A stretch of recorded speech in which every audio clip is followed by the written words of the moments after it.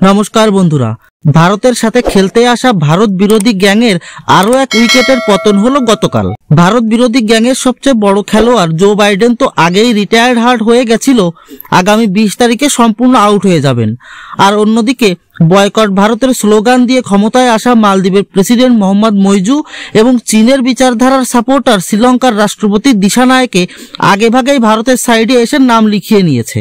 আর এখন কানাডার প্রধানমন্ত্রীর নির্লজ্জ খালিস্তানি সাপোর্টার জাস্টিন ট্রুডো নিজে থেকে প্রধানমন্ত্রীর পদ থেকে সরে দাঁড়িয়েছেন। হ্যাঁ বন্ধুরা, জাস্টিন ট্রুডো নামক নাটকের অবসান ঘটেছে কানাডায়। অবশ্য এছাড়া আর কোনো পথ খোলা ছিল না ট্রুডোর সামনে। খালিস্তানি প্রেমে পাগল ট্রুডো জো বাইডেনের ইশারায় ভারতকে চাপে ফেলার জন্য অনর্গল তথ্যহীন মনগড়া কথাবার্তা বলা শুরু করেছিল। এরপর ভারত সরকার যখন ট্রুডোর স্ক্রু টাইট করা শুরু করেছিল, তখন এই লোক নির্লজ্জের মতো মিডিয়ার সামনে এসে স্বীকার করেছিল যে ভারত সম্পর্কে যেসব আরোপ লাগিয়েছেন তার কোনো প্রমাণ নেই তার কাছে। আর এতেই সারা বিশ্বে এবং কানাডার মধ্যেও থুতু হয়ে যায় ট্রুডোর উপর। একে তো এই লজ্জা, তার উপর ডোনাল্ড ট্রাম্পের লাগামহীন কথাবার্তায় ট্রুডো সহ পুরো কানাডা একেবারে লজ্জায় লাল হয়ে যায়। ডোনাল্ড ট্রাম্প ট্রুডোকে আমেরিকার 51তম রাজ্যের গভর্নর বলে আখ্যায়িত করে এবং পুরো কানাডাকে আমেরিকার 51তম প্রদেশ বলে সম্বোধন করে। তার উপর অ্যালন মাস্ক ট্রুডোকে নিয়ে ভবিষ্যৎবাণী করেছিল যে ট্রুডো আসন্ন নির্বাচনে গোহারা হারবেন।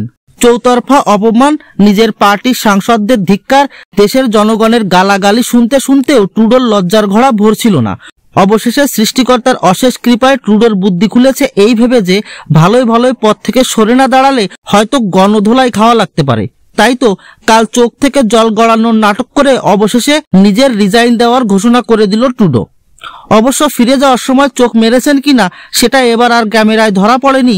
যাই হোক, অবশেষে ভারতকে চোখ রাঙানো পাগলটার অশ্রুসিক্ত নয়নে বিদায় হয়ে গেল। এখন বাকি থাকলো মোহাম্মদ ইউনুস। তবে সবাই যেভাবে ইউনুসকে বাঘের খাঁচার সামনে রেখে তালা খুলে পালিয়ে যাচ্ছে, তাতে কুরবানির খাসির মতো অবস্থা হবে ইউনুসের। এখন দেখার বিষয় এটাই যে এই খাসি কতক্ষণ একা একা ম্যা ম্যা করতে পারে।